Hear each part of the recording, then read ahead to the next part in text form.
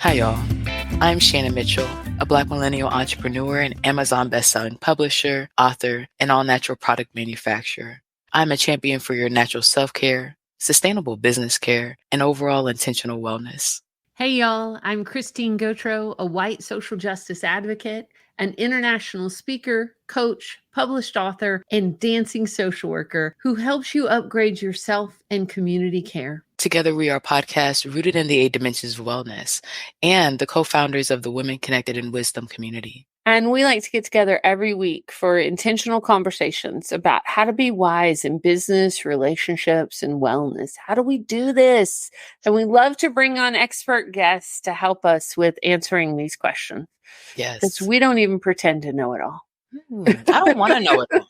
I already get headaches and not usually actually, but when I get headaches, I don't want them, right? And I'm so grateful that I'm not in control of everything. So I don't even want it. So how are you? I am grateful. I'm grateful, learning a lot and been studying, working through changing logistics. And so I've been really good and thankful for where I'm at. And I feel like we're all in this period of time when a lot of stuff is shifting. It's not just a transition in one thing, it's like multiple big things, What so about interesting that you said that because over on Interplay's website today, they were doing a Wednesday I Could Talk About, right? And so the I Could Talk About I put was I could talk about transitions. Yeah. And, acknowledging both the gratitude and the grief. Because almost everybody I know is in a major transition right now. And so I just flew home from Colorado. For our listeners that have been listening, thank you. I'm very excited to sleep in my own bed tonight. Already missing my mom, but I need to come home, see my dog. Monty was so excited. I'm sure he couldn't even believe it. And he was I think he thought I was never coming home. So grateful to be home. And also, it's bittersweet. So, this is a big journey and this has been a big week. And so just still doing the steps and the things that we need to do as we celebrate my dad's life and, deal with all the details. Because, man, there are details in this country when somebody passes away. So yeah, it is, as you know, they're just, and you don't know till you know.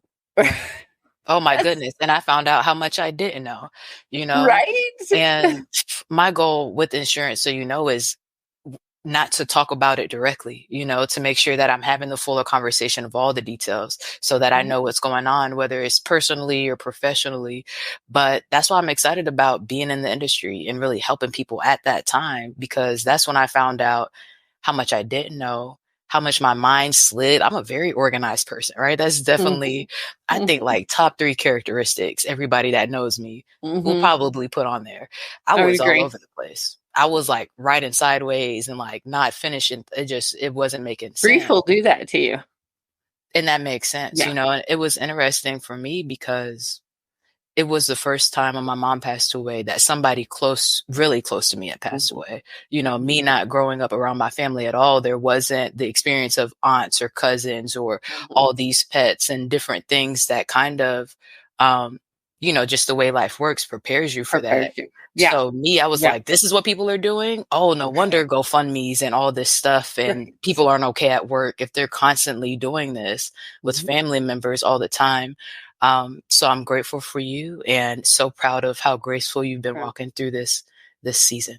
Yeah, thank you. I don't know that my sister would completely say graceful, but that's the thing also about grief and loss, like family patterns come up and family grooves and family dynamics. And I think overall we've been doing really great. And it's a challenging season, because and this because I knew you during this period. We were just getting to know each other when your mom passed. But, life goes on. Like you've got this big thing happening and you've got all these details and all these things that need to be addressed. And at the same time, the world is just doing its thing and expecting you to participate. Like it's just highly functioning. Yes. Right.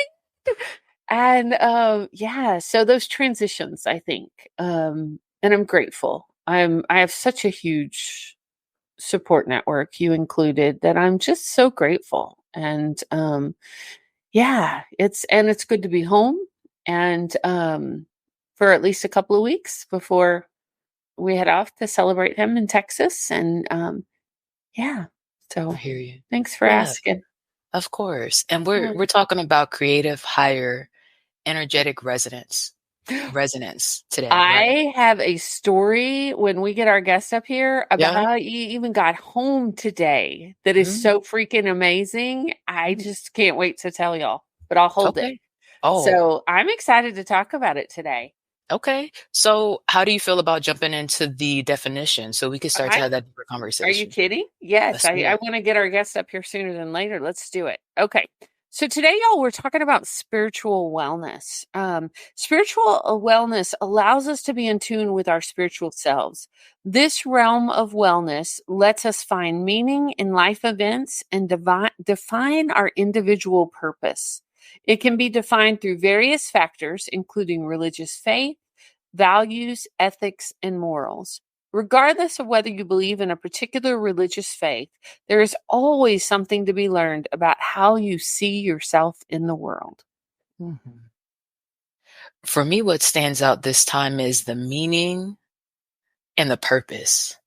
You Mm, know, like you were saying, a lot of people are going through transitions, frustrating situations. And I'm thinking about some situations I'm coming out of and the options that I had in ways that I could have reacted, you know? And I've really tried to not react. I prefer to respond and the process and all the tools and then things we talk about on the podcast, right? Um, but the meaning for me is what's helped me stay in this higher energetic resonance that we're talking about today. Because even though I look at the whole situation, I can see the silver lining. You know, I can see the usefulness of the difficulties and the frustrations. And then the spiritual part. You know, a lot of us want to know what to do in uncertain situations. And we've been talking a lot with the ladies recently in our community about how gifted we are, right? And then how do you prioritize it? What do I do next? I don't know how to organize my time based on what I have on the table. And I love talking about spiritual wellness for these things, for our perspective and the purpose of our lives. mm, yeah. What stands out for you?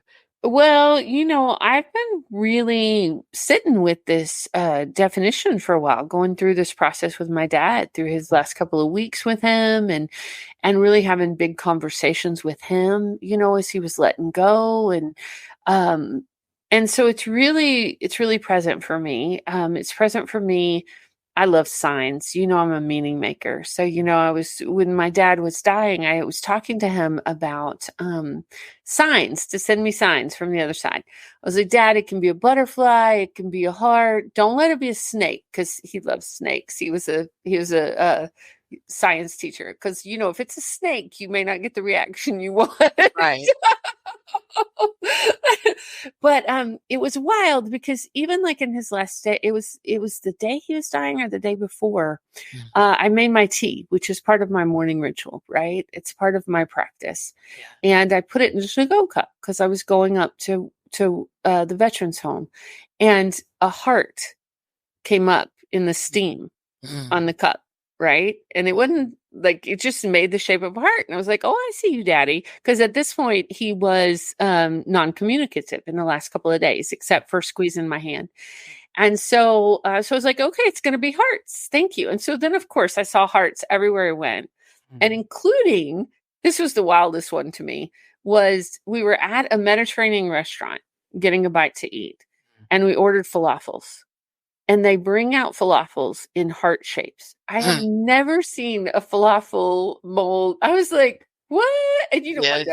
daddy loved food. And Mm. and so I think about that, right? I think about the different ways that, I mean, that's helped me be well, whether it's true or not, right? Right. It just helped me in those moments. I So understand. yeah. Yeah. I completely understand. All right. All right, let's give our guests let's read their bio and bring them up, Okay. because I Okay. am really stoked to have this conversation. Me too. So today our expert guest is Carol Mae Whittick. She is a creativity, and spiritual life coach and podcaster. She supports visionaries and conscious creators, utilizing their inner power to boldly express their authentic purpose. In addition to coaching, Carol shares wisdom and insights with the broader audience as a dedicated podcaster. She is the creator of Higher Energetic Resonance, also known as Her podcast. Her Conversations, Tools for the Awakening is her platform for thought-provoking interviews with leading experts in the fields of spirituality and creativity. On the solo episodes of Her Inspirations, she examines key topics and offers coaching to those seeking a deeper knowing of themselves and the world. Help us welcome to the stage Carol Mae Whittick. Hi, Carol. Hi, ladies. Hello. Welcome to the I'm show. excited. Yeah, excited to see you. I'm just wondering if I'm like sitting in the right place. There you go. So, Brilliant. Carol, remind our listeners where you're coming in from. So I'm in the UK at the moment. So it's 13 minutes past 10 in the evening as well. So the magic of technology has brought us together. Right. Thank you so much for making time for us. Since the last time we had our conversation, it's been a while. It's been a couple of months since we did our coffee and chat. I actually visited the UK. I was only there for like 24 hours, or I would have looked you up to come say hi. But I was over visiting my daughter who's studying abroad in the Netherlands. And I got a Ryan airfare to pop over to see my dear friend Ade Enifawashi, who lives in the UK. And he took me to Castle Park and in Leicester. I'm going to say it wrong. Leicester, thank you. See, I knew I was. It's when you look at it spelling, Shannon, it looks like Leicester, but it's Leicester, and I always get it. I always get it mixed with one. So he took me to Castle Park in Leicester, Carol, and I have never seen that many swans, and such a beautiful, So thank you for being here. And I know it's late. Yeah, that's all right. I'm still there. I'm still with you. So don't worry. If you don't mind, actually, I wanted to echo on with the conversation that you were having about grief and everything like that, because it just kind of resonated with me, what you were saying. And as someone who, my mom passed in 2016. And so I understand the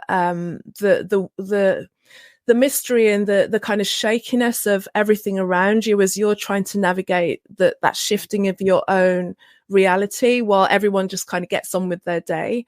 But I was seeing so much as well. And death had, for one reason or another, always been part of my life. So I lost my father very early when I was 4. So, that was one of my first core memories. So death has always been part of it. And friends have always passed it. Almost it became very recurring as well. So I kind of came to question death or have something around it. But when I knew that my mom was moving on, that it was how, trying to prepare yourself, trying to preempt how you're going to feel at that moment. And, there's nothing that you can do for it. And when it came to signs as well, I'd always over my lifetime had a sign with my dad of butterflies, and usually like the white cabbage butterflies, but then I was making that decision when my mum passed, what was her sign going to be? And a couple of weeks after her funeral, I had booked a holiday to Croatia prior anyway. So we went there, and there was this butterfly, like very colorful butterfly, that just came and sat and just would not move, just wouldn't move for ages. And I'm like, okay, so you're going to be butterflies as well.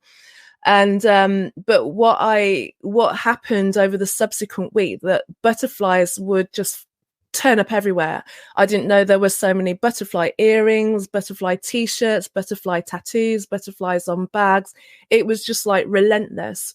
Anytime I'd have a moment where I'd feel myself kind of like going into a little bit of a dip, something would turn up, to the point where I was like, okay, I get the message. I see it now. because sometimes I It's feel like everywhere, right? it's a lot. I'd be in a car and I'd see someone would have like a butterfly ornament on the outside of their house in their garden, or just all over the place. I was in a train crash and someone walked past me with butterflies all over their suitcase. It was like everywhere. So if ever there was like confirmation that there was spirit, like, the veil was very, like, the veil is very thin. The veil was very thin. And even I remember as well, because my mum lived in Derby at the time, that when I came back which is north of England, very close to Leicester, actually. And when I came back to London, how everything was very turned up in terms of the contrast. It was summer, it was August.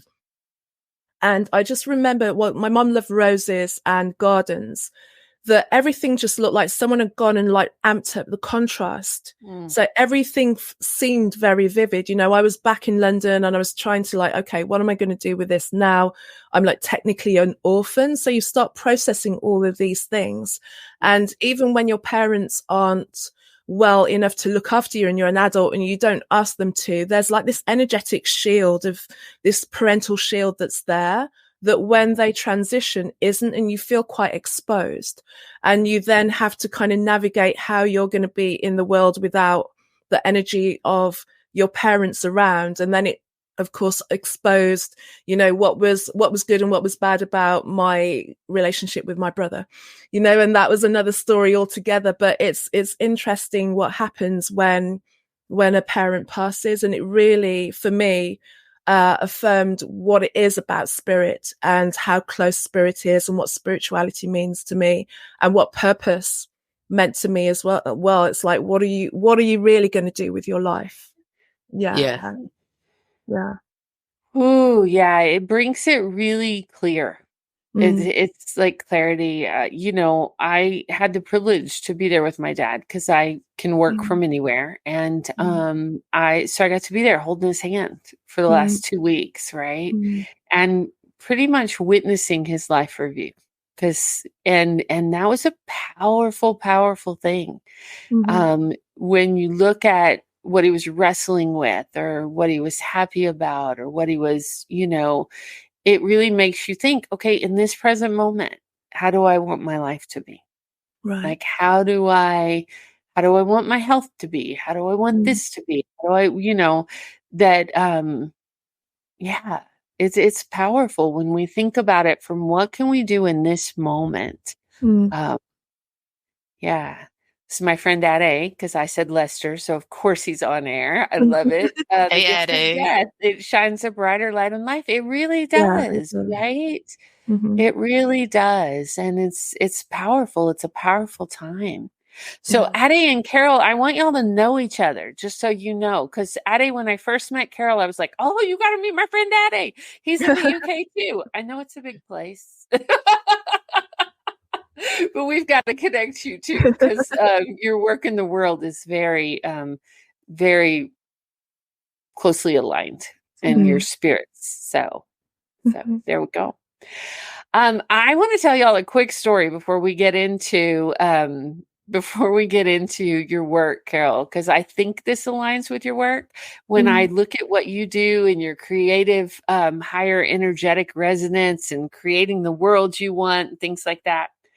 So y'all, I fly standby.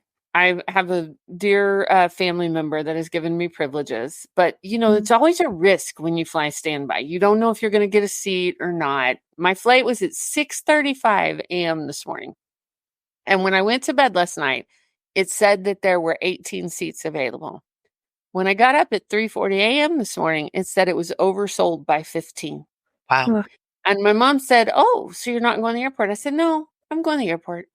I'm like, I got to go home today. And and this was the flight I needed because of our podcast, because of everything like that. I'm like, no, it's just me. I'm going to go. So the whole time I'm envisioning myself getting on the plane. I'm envisioning getting home and my dog, loving me up. And by the time I got to the airport, it was oversold by 17. It said -17. And I'm flying standby. So and there were 3 other people that had a standby on me. So like technically I'm like number 20, right? And I'm like, oh, it's a long shot. And I thought, nope, you're getting on this plane, right? So I went, filled up my water bottle like I was getting on the plane. Good job.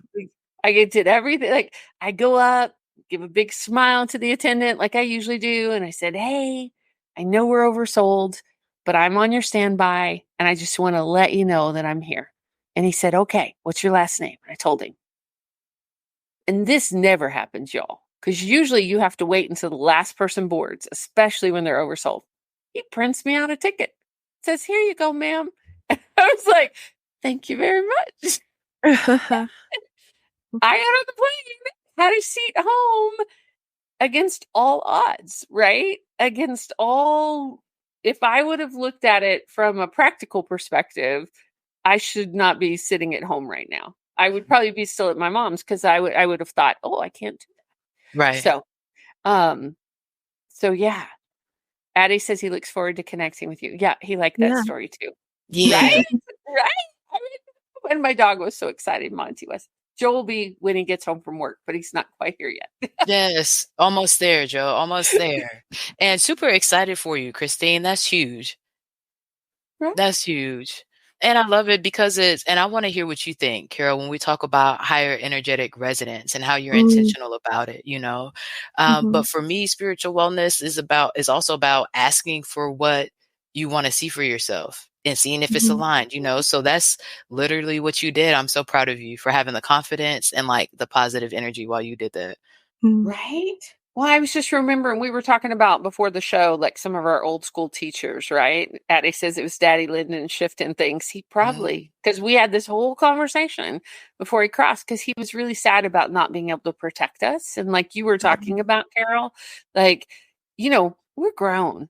We don't live in the same state. He hasn't been protecting us for, like, he has energetically, right? And then, and I said to him, I said, Dad, you're the one that taught me that we are more than these bodies.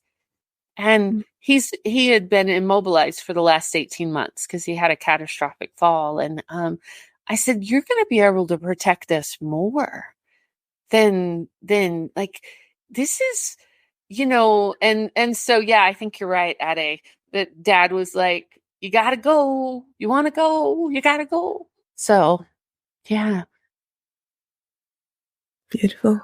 What do you say to that, Carol, when you think about the work that you do and the way that you help people be intentional about how they operate in this space?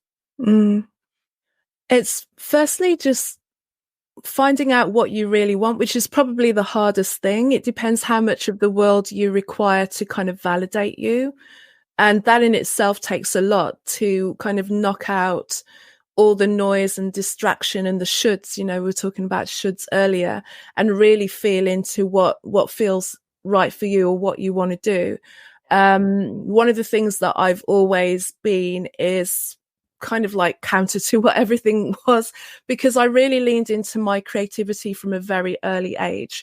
So like I said, I mentioned to you, so my father passed when I was 4, and because chaos ensued as a result, I found sanctuary in going inwards, going into my creativity, and that expressed itself through writing, through music, through songs, through sewing, through anything that I could do to make was where I found sanctuary. And also it was because it was a constant to me. I could always go to that space and kind of play in that space. And then I got fed from there as well. So I'd see things. It'd be like, okay, this is what you're going to do now. At the moment, one of the projects I'm doing is finishing writing a book, which is about creating her, which comes from the core of where does her come from, higher energetic resonance come from. And it comes from me finding that space where I realized that there was an undeniable link between creativity and spirituality. Like one is no separate from the other. And because I was curious, mine came from curiosity. I was like, where are all these songs coming from? I'd always listen to the top 40 as I was growing up, and I had to really fight to listen to pop music on a Sunday, trust me, because the house that I came from. But because I always initially was told that I thought music came from books. So my piano teacher would tell me to go and buy books from a shop, and I'd buy books from a shop, and she would teach me something and I'd learn something new. But at the same time, I started to create, and it's like, where's all this stuff coming from? Can't see it out there. It's coming from somewhere that's nowhere, that I can create something in silence. And I started to really believe the things that I saw. And the more that I tapped into it and believed it, the more that things would come out. So I'd have ideas for songs. I learned how to ride a bike by having a dream about seeing myself riding a bike. I'd look at competitions and just go, I'm going to win that. The ballsiness of a child, and that kind of not realizing that what you're doing is so different. So that for me was always the knowing that I was always being guided and always being told. And also I kind of felt it was a part of me being guided from the spirit by like a parental figure, like my father figure, because he wasn't present in the world. So I was always very much aware of that. So that's usually where I start to speak to people, is like, there's always a voice that's telling you. There've been many occasions in your life that you've known to go left when everyone's told you right, but you've felt that way. And whether you went there or not, you'll know that, you'll see by the results. Either you'll follow the thing that seems crazy and you'll get good results, or you won't follow it and things will go and smash into the wall for a bit. Then you're like, should have gone that way. Either way, whether you take on the advice or the guidance or not, you'll start to really see that already it's there. And it's just recognizing what that feels like and sounds like to you, because it might be a voice, it might be, something that you get skin goosebumps, you go cold, you go hot, but recognizing what that is and then starting to honor that and lean into that. And the times that you don't honor that is when you start to feel separation. For me, I know when I'm going off track is when I feel frustration.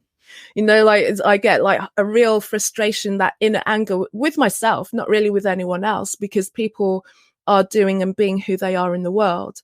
But if I'm not following that, I recognize that frustration within myself, and I might kind of blame everyone, but it's never anyone's fault. It's always what I'm not doing. And for my own self, I recognize my behavior. If I start to get a bit snappy, if I start to get a bit sarcastic, and I'm not kind of pleased with the way that I'm showing up, I'm like, I'm not doing this right now.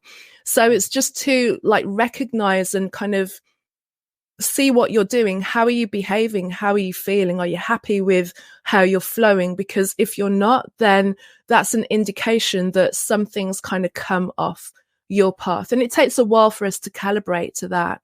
Again, because, there are so many shoulds out there, and we're not all the same. We're not meant to be all the same, but we've kind of bought into these ideas that we fit into boxes. But the more that you can allow what you are being guided to do to guide you, then it takes you into completely different and beautiful places. It might lead you into a little bit of solitude and for a long time, but that solitude, even though it can be uncomfortable, is where you get the opportunity to really assess who you are and feel who you are without the external distraction or the external kind of need to be and do for other people. And the more that you know yourself, then the more that you can really stand and build roots from that point and then go forward. That's been my experience. And that's the experience that I always like to communicate to others, for you to find it in your own way, whatever that feels like. Mm-hmm. So important. I love how you say build roots, because sometimes we are places and we might be there for right now for this season, but we're not meant to build roots there. Yes. Yeah. And I can think of many instances of over the years of places that I lived or work that I've done that have been all right for now or for then, or there's been something that I've needed to learn, a skill or, a level of resilience so that I can be in a situation of difficulty or challenge and learn to, turn up in a good way as opposed to just lashing out and reacting. It's like I'm being shown, like, when you're in the situation of difficulty, of difficult people, of challenging people, of people that want to pull you down, how are you going to show up? And building, that muscle to then when it's time to go, it's time to go. And whether you need to ease out or whether you just need to slam the door and walk. Like I've done many of the latter before, where it's just felt like, okay, I need to go and I need to trust that the way and the support is going to be on the other side of this. But to stay too long and dishonor myself is just going to create too much disharmony and dissonance, around me. And I'm all about resonance, of course. Yeah. Hey, y'all, this is a great place to take a break, take a deep breath, and hear from our awesome sponsors that make Women Connected in Wisdom podcast possible. Shannon, we are so grateful that Shayla Glow is the sponsor of the Women Connected in Wisdom podcast. And I wanted to take this moment to ask you, when you think about the people who use Shayla Glow, who are we talking about? That's a good question. I think about 3 groups, really. One, the group that's removing hair, right? So whether you're using laser hair removal, waxing, shaving, you got to make sure that you're putting back what you're taking out. The second group, I think about those with dry skin and the problems that might cause, right? The scars, itching, burning, whatever the situation is, you definitely need all 3 steps, right? The exfoliation, making sure you're taking the dead skin cells off. The oil, putting in the moisture, and then the shea butter with the aloe, sealing it, helping you heal. Those things help both groups, right? And third, for the third group is those with chronic illness. The story is personally from cancer and different diseases that our population is dealing with on a daily basis throughout families as individuals. So I'm thinking about my mom and my grandmother and those around me with the same generational ties, right? And what positive, healthy habits we can start to make sure that we're maintaining our wellness, especially because the skin is like the cape, the exterior, the shield for your immune system. So with COVID, we have to be intentional about covering ourselves. And those are the groups I think about. I love it. And you know what else I love about your product? It's all natural, handmade, and it smells great, y'all. So yes, yay. Tested. Yes, esthetician tested and approved. Yes. What about you? When you think about your company, what groups of people do you think about? Well, I work with individual coaching clients. I work in community classes and with corporate teams. And with all of them, I use a strength-based, embodied approach to help folks connect with themselves and access joy, reduce burnout, and build resilience. Especially during these times, I think we need it. I think we need all the #partnership power we can get. Yes. What stuck out for me, Carol, is when you talked about listening to your body. And you said, and I want you to say a little more about it, if you will, but you said, you might feel hot, you might get goosebumps, how do you help your clients to tune into that part of themselves, especially if they're new to it? We've all had those experiences. And the thing is, because we don't really take notice of them, we want the facts, we want white papers, we want peer-reviewed studies and like all external validation for something being real. But the voice of your soul and yourself is very, very subtle. But I don't necessarily know what it is for you until you can you remember a time when something like this happened that you knew it happened, but then you were a bit shy about telling someone else because it kind of sounded crazy. That thing that kind of sounds crazy to other people is potentially what you're attuned to. That's what feels right for you. And I can never go, okay, it's going to feel like this. You're going to feel like, you're getting a twitch under the eye. For some people, it can be a twitch under the eye. It can be like just a knowing. It can be a feeling of like suddenly going cold or suddenly going hot or feeling that gut feeling. It's like, it can be very different things. It can be times when I've met people for the first time and just been like, oh no, before we even start to have the conversation, you just know, there's not going to be much of a relationship here going on further. And what I've learned to do is not vocalize those things because you usually sound crazy because everyone go, they're a really nice person. It's like, I'm not saying they're not a nice person, but what we're seeing is not what we're seeing, So to really recognize that you usually know first up, in the first instance, but then your mind will override it, especially if you're trying to please and validate other people's opinion, especially if you think their opinion is greater than yours, or there's more value for you to go along with what's being gone along with. It's a really subtle thing, and it's just finding what that feels like for you. And you may miss it for many, many times, you know, but going back, you'll always realize that there's going to be something that you overlooked because it was such a slight thing. But we've all got it, and it is like a very gentle, slight, nuanced feeling that we all have. And it's just, what does it feel like for you? How do you recognize it? And I'll just always get you to go back and think of like odd things that happened when you just knew something. We've all had those occasions, and think of think of something that happened that was kind of out of the usual, that, you know, I remember when this happened and something turned up and I knew. You know, everyone's got a story of something where they had a knowing of something, or they had a feeling about something, or they said something, but then they kind of brushed it off as just, no, it's crazy, it can't be things. Like, we've all had those, and it's just kind of tracking those again and making note of them, or even starting to as well notice in the present moment or in your life as well. How do you feel when you see things? Is it you that's telling you that that's true, or are you going along with somebody else? Are they your thoughts? Are there other people's thoughts? And really just dig into and really, you know, question your ideas, question your roots about why you believe that thing is true.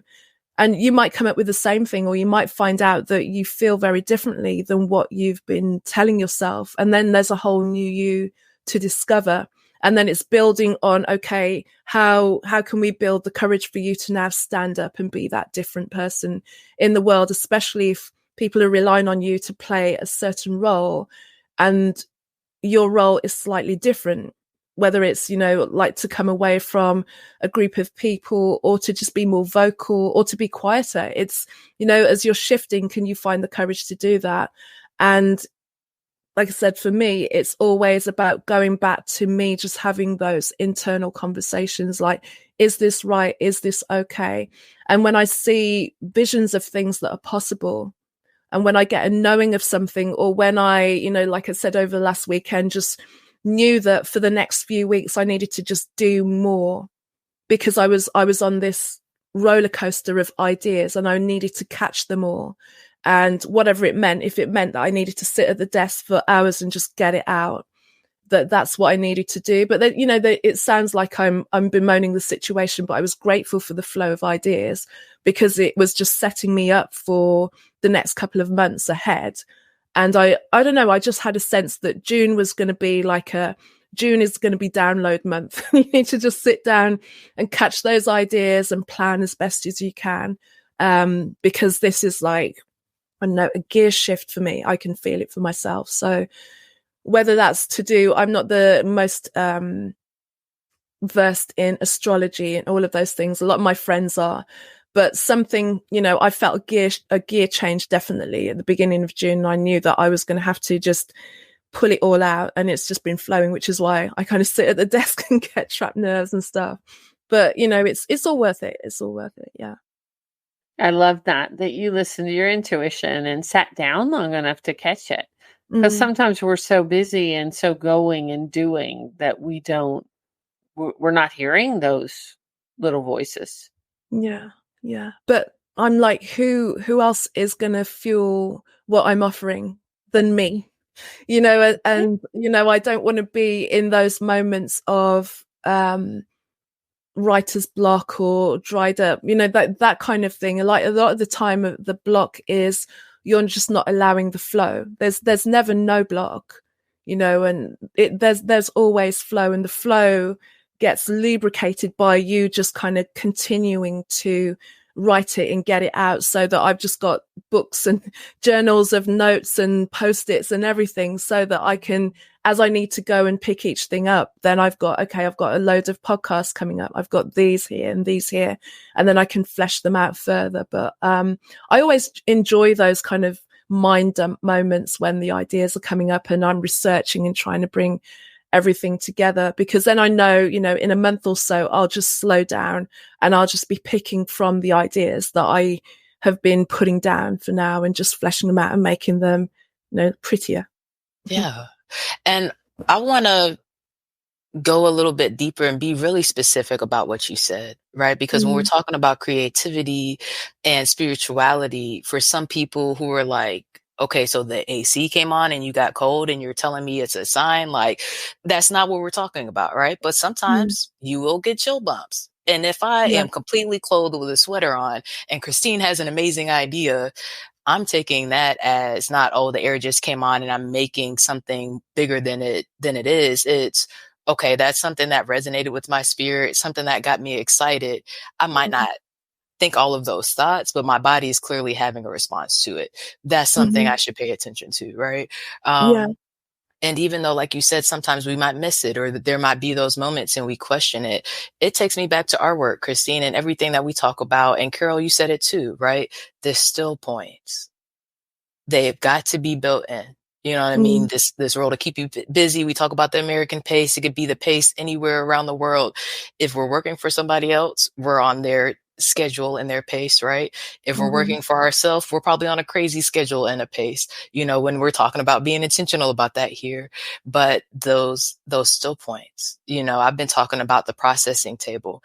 And for me, Christine, that's how I would answer your question of how to tune into yourself.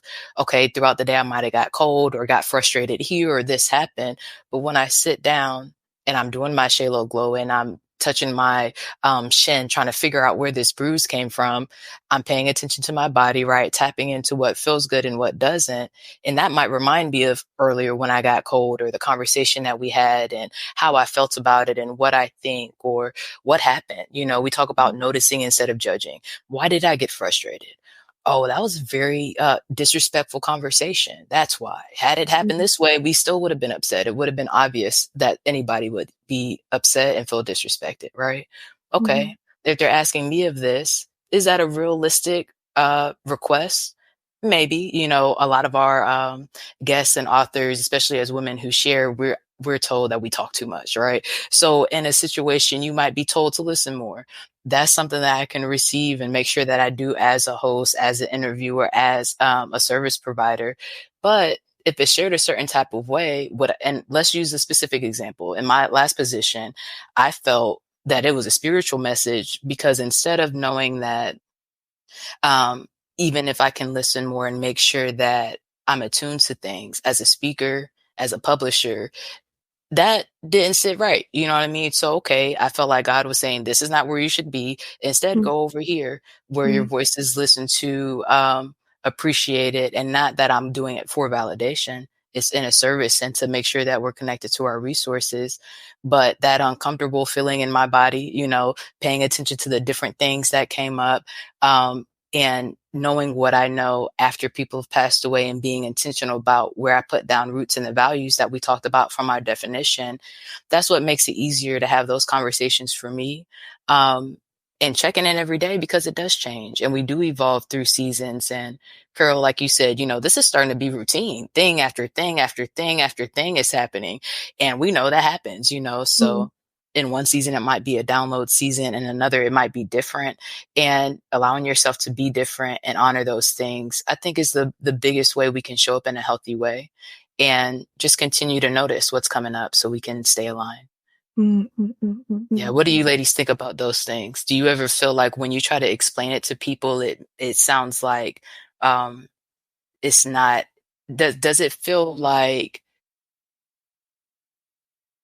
it's something that you're making up when you try to explain it to them? Or do you find that people understand these situations when they present themselves and they just want more information on them? What do you see? I realize that sometimes not every conversation is for every person. Yeah. And that took me moments to realize as well, of being tired of being misunderstood, because sometimes if you're continually misunderstood, then you kind of doubt your own message, and not really take into account that it's not that what you're saying isn't valid. It's not that what you're saying isn't real for you, but you're just speaking to someone who doesn't live their life through that kind of lens, or doesn't live their life in that way. So the conversation and the words that you're talking about are not really how they see the world. So they're not going to hear me. I know that if I want to have these deeper conversations about spirituality and about creativity, then I need to speak to people who are on their own path of spirituality and creativity, whatever their creative expression is and whatever their spirituality is. They need to have a faith in something or a wider experience of themselves through something or whatever that may be. I'm not going to pinpoint in your denomination. It's like, as long as you're not just thinking that you're it and there's nothing else, then we'll hear each other in the same way. When I like to hear about people's passions. It doesn't really matter what you're passionate about, but when someone talks about what they're passionate about, you just feel it. Like there's this effervescence that comes from them because they're kind of fired up about the thing that they're passionate about. But then also, so few people are passionate about life. They're just kind of really going through the motions and not really taking on board the wonder that it is to be here, and especially when you've had people pass. Like over the years, I've had many friends pass, like when I was in less than in my teens, in my 20s, 30s, 40s, of friends that I've, had to stand and say goodbye to in a physical way. But I remember them still now. But also I'm grateful for my life, that I'm still here and I'm still here to do something, which is why then when I hear people complain about the fact that they're getting old, sometimes that's when the frustration can kind of hit me a little bit. I'm like, you're complaining about being alive. Do you realize, that's what you've got.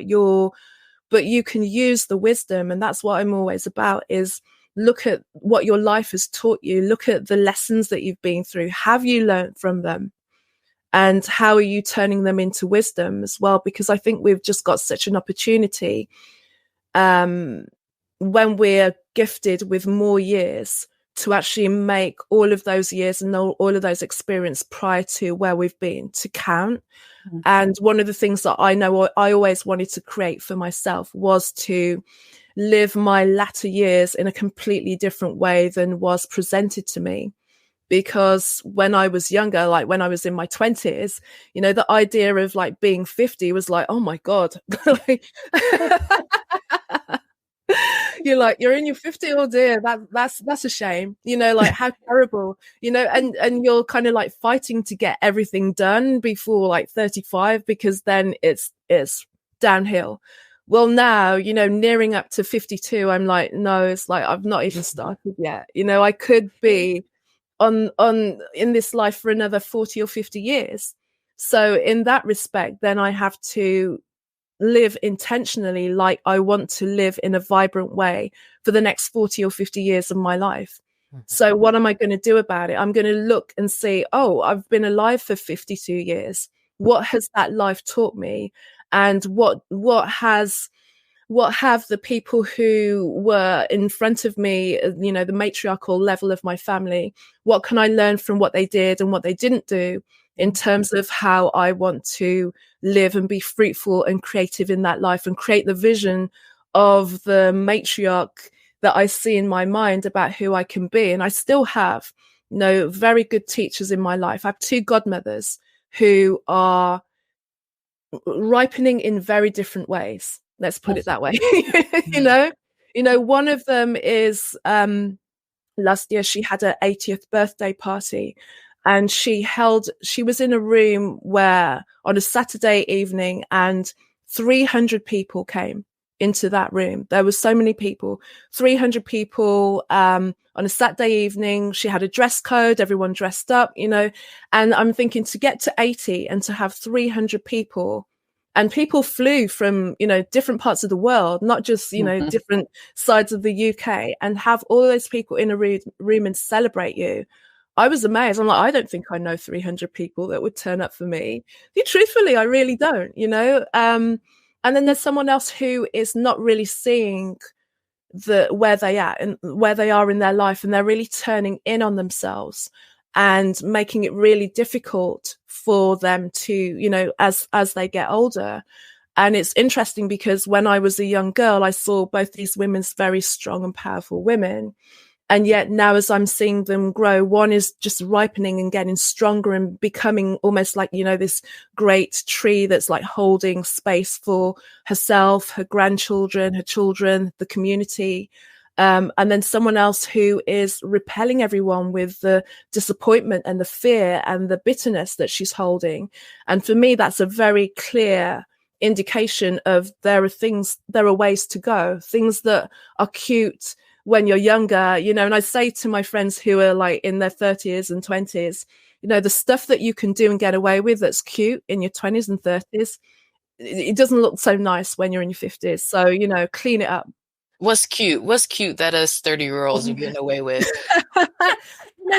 There's kind of like the kind of cute complaining, the cute, you know, moaning about things that, and also this kind of relentless healing circle that people are on, always looking for something to heal, always looking for something to fix, always looking for the flaws. And that's not to say that we don't have things that we need to deal with, you know, in our own way and clear up so that we can be on a different level. But, you know, this endless loop of looking for stuff to continually be doing, just if you're always looking, you'll always find it. If you're always looking for the problem, you'll always see the problem.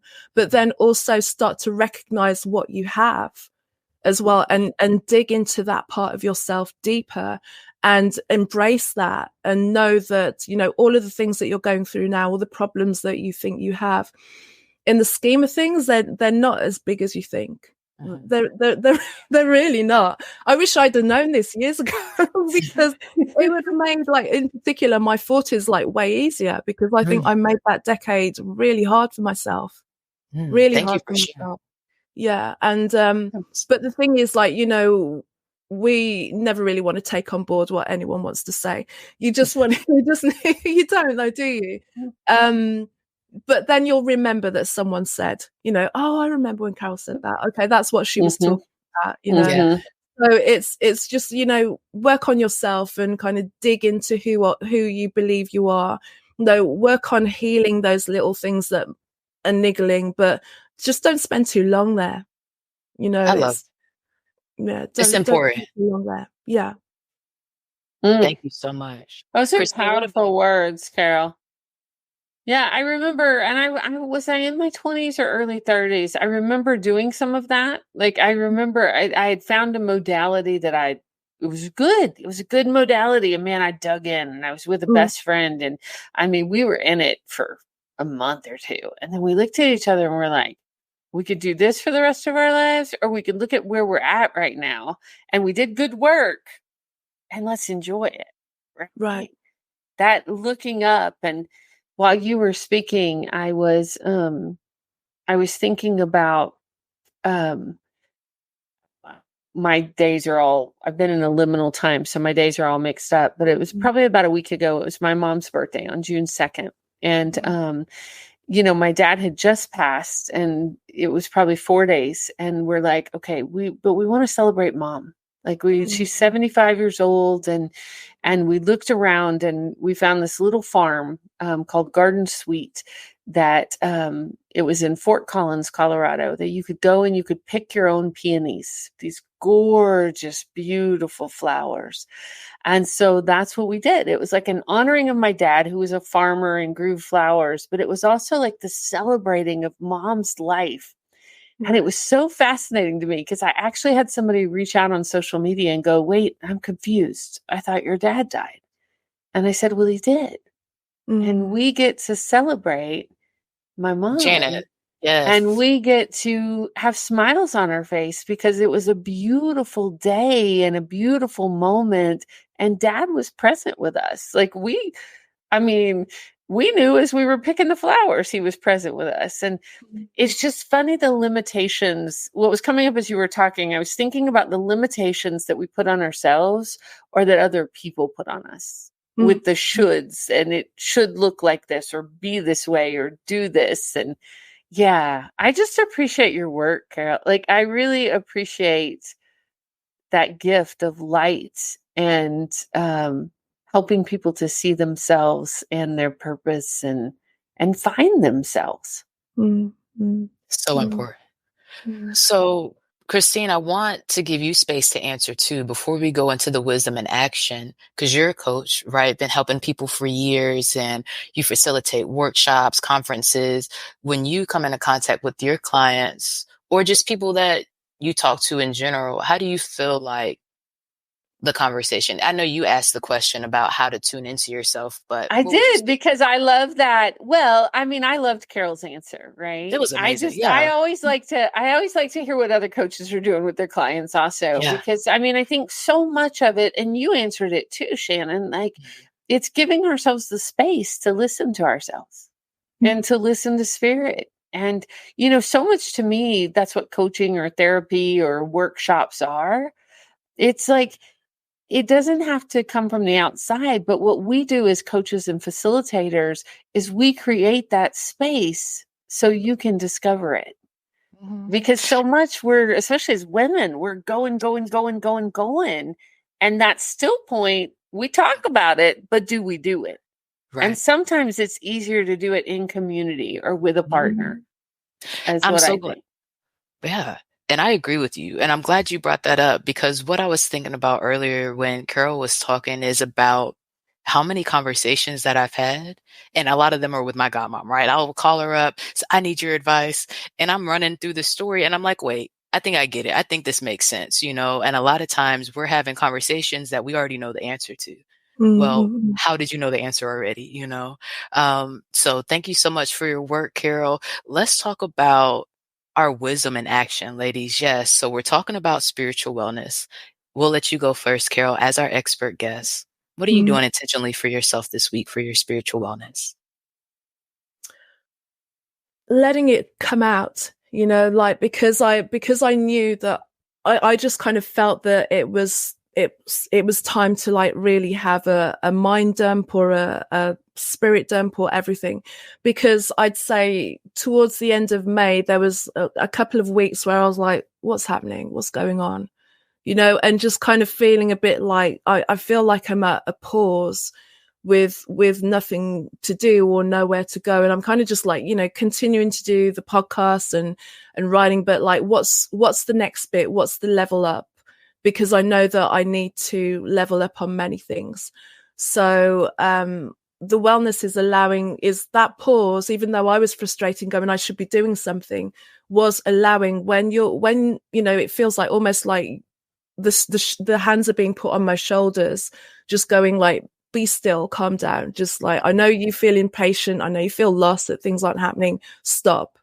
Yeah. Because like in a couple of days time, then it just all comes in and you need to have the energy to go and bring it out.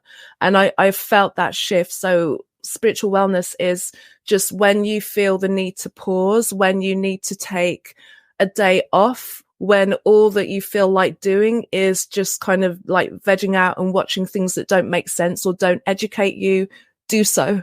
Like Hmm. have that time of like fun times where you're not doing anything, because in that doing you're resting, recuperating, getting ready to gear shift and go. And that's what I realized that was, because like every now and again, if I'm having like too many days of nothing, that I'm like, I should be doing something, like something's not happening. But I had nothing to do. I had like this space of, I don't know what's happening. And then it shifted. And now I saw why I needed to take that moment of doing what I felt was nothing, because I needed to rest. And then Absolutely. when it all came in and I'm like, okay, it's June's going to kick off, isn't it? And June just went, okay, get Yeah. ready. We're going to be working every day.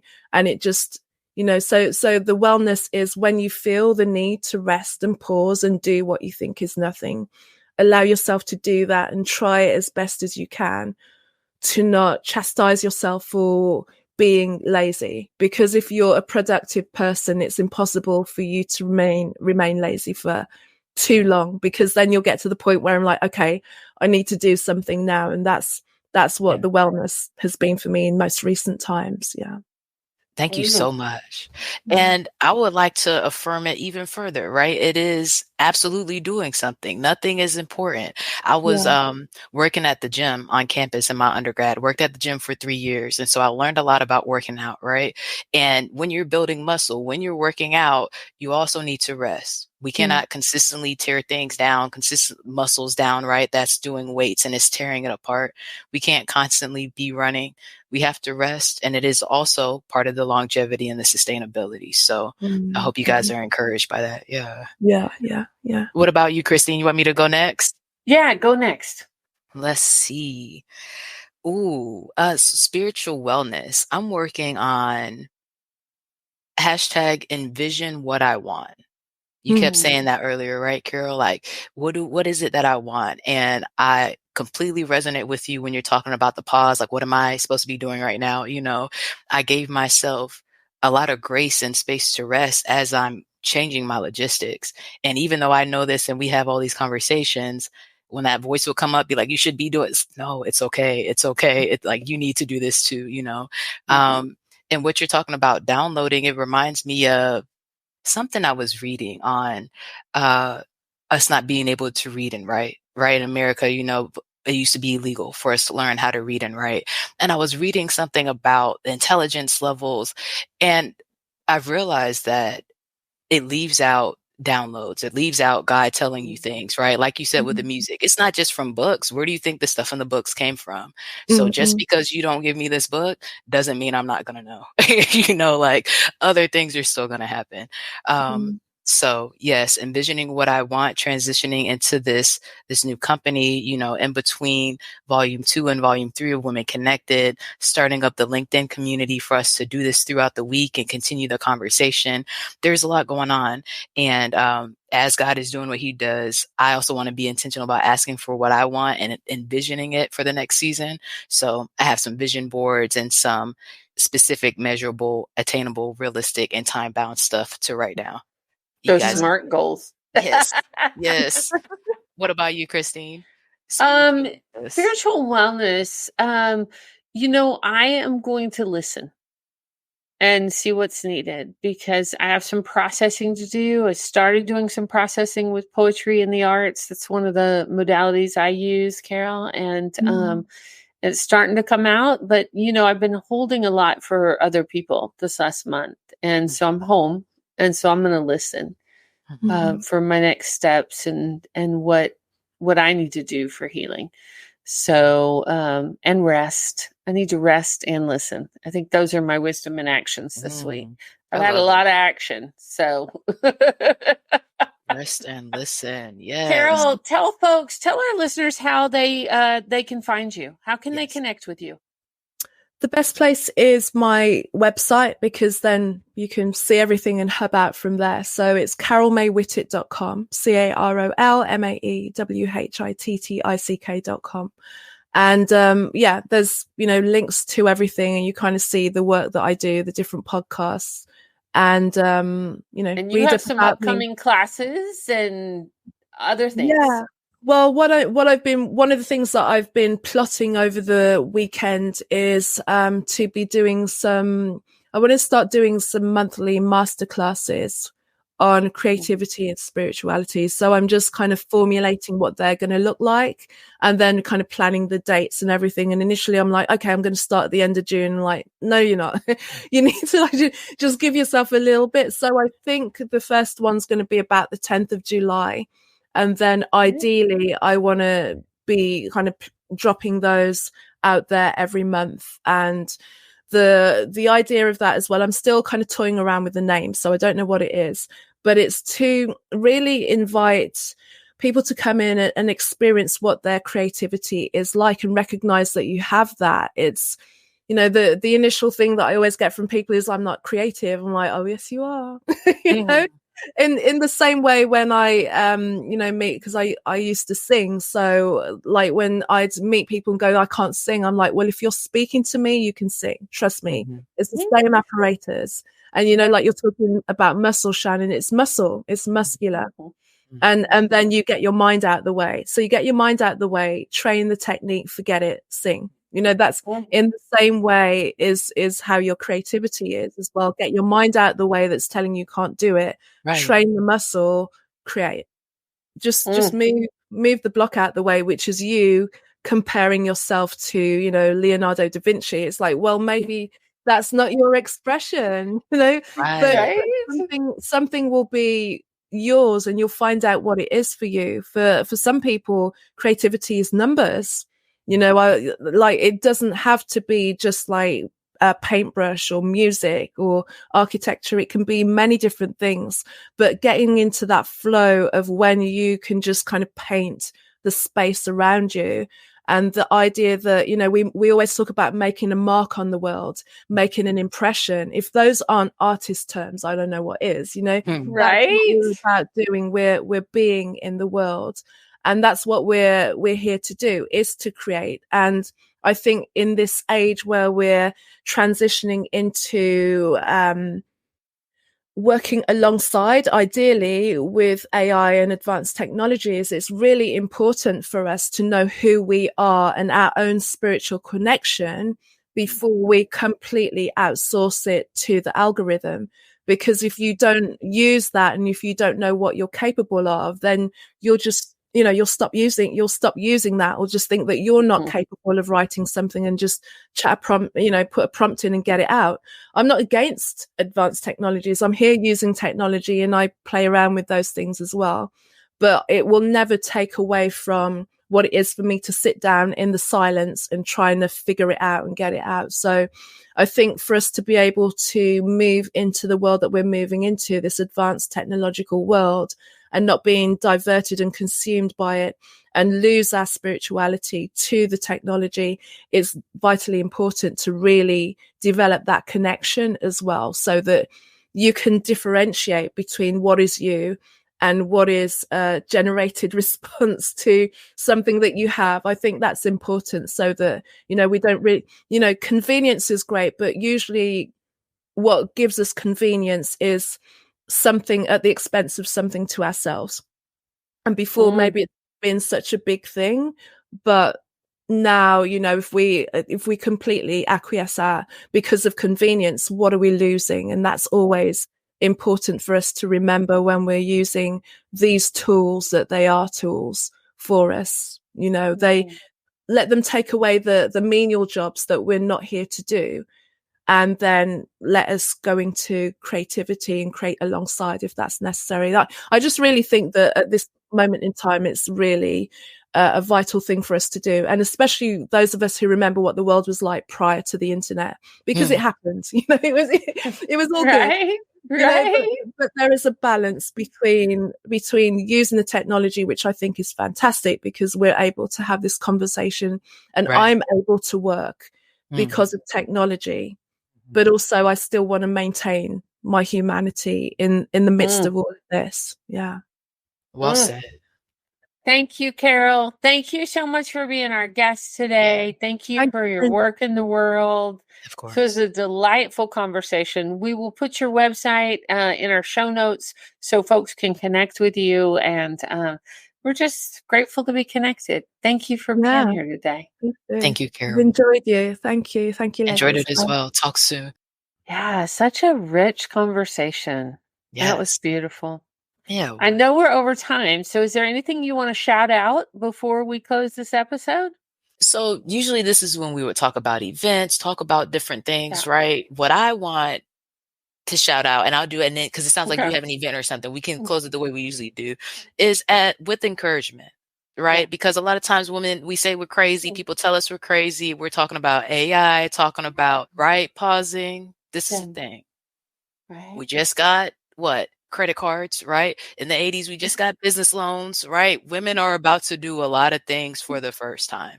It might seem different. And if it's different, that's okay, because we're going into a lot of uncharted territory, right?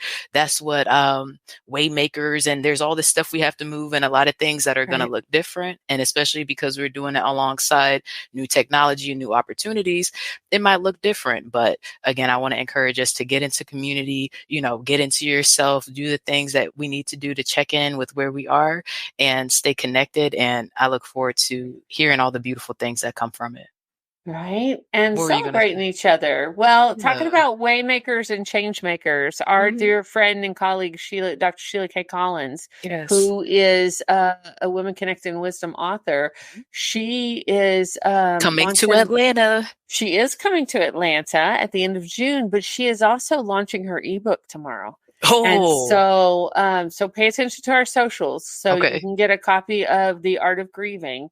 How let me make sure I get the title right because I'm You got tired. this. How the arts and art making help us grieve and live our best lives. Mhm. So right in line with what we were talking about with Carol today, and Yes. we'll put it in our show notes. And yeah, just congrats, Sheila, and Yes, congratulations. good stuff happening, and just grateful to be connected. And yes, I don't know that she has the performance listed yet, but she's going to be Okay. in Atlanta doing a performance Mhm. June 25th at the Okay. Mask Center. Mm. June 25th, the Mask Center. So y'all come see us because we'll have a lot of Women Connected Wisdom there. Yeah. So Okay, guys, thank you so much for joining us for Spiritual Wellness episode. What is this, 159? I think Let's that's right. see. I do believe it's right. I have it pulled up. Let's look real quick. Yes, 159. So we'll be here live at 5 next week for episode 160. In the meantime, don't forget, Be well. be wise, and be whole. Talk to you soon. Peace.